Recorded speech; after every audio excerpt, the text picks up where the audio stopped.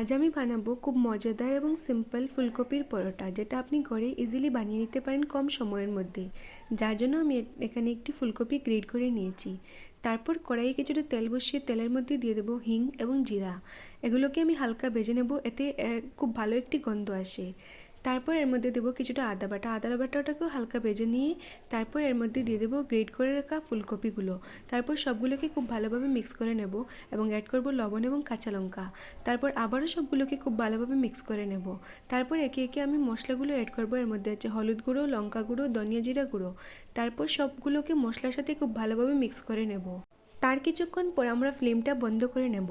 Flame বন্ধ করে নেওয়ার পর এর মধ্যে আমরা অ্যাড করব গরম মশলা এবং লেবুর রস। আপনি এখানে আমচুর পাউডার ব্যবহার করতে পারেন লেবুর রসের বদলে। তারপর এর মধ্যে দিয়ে দেব ধনেপাতা কুচি আর সবগুলোকে খুব ভালোভাবে মিক্স করে নেব। তারপর তৈরি করার জন্য আমি এখানে ময়দা নিয়েছি, আপনি চাইলে আটাও ব্যবহার করতে পারেন। এখানে আমি 2.5 কাপ ময়দা নিয়েছি, এর মধ্যে দিয়েছি কিছুটা লবণ এবং রিফাইন তেল। তারপর এগুলোকে মিক্স করে নিয়ে এর মধ্যে আমি একে একে জল অ্যাড করব।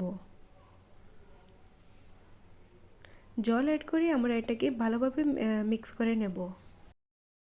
তারপর আমরা যেভাবে রুটি বানাই এইভাবে একটি তৈরি করে নিয়ে এটাকে আমরা ঢাকনা চাপা দিয়ে আধা ঘন্টার জন্য রেখে দেব। আধা ঘন্টা পর ঢাকনা সরিয়ে আবার একবার মিক্স করে নেব। তারপর কিছুটা আটা এখান থেকে নিয়ে আমরা একটি রুটি তৈরি করে নেব, যেভাবে আমরা নর্মাল রুটি বানাই। রুটিটা তৈরি হয়ে যাওয়ার পর রুটির মধ্যে আমরা যে স্টাফিংটা বানিয়ে রেখেছি সেই স্টাফিংটাও অ্যাড করে নেব। তারপর পুর যাতে বেরিয়ে না যায় এভাবে আমরা পাট করে করে মুড়ে নেব। তারপর আবার মুখটাকেও খুব ভালোভাবে বন্ধ করে নেব, যাতে বেলার সময় পুরটা বেরিয়ে না আসে। তারপর আমরা হালকা হাতে রুটিটা বেলিয়ে নেব।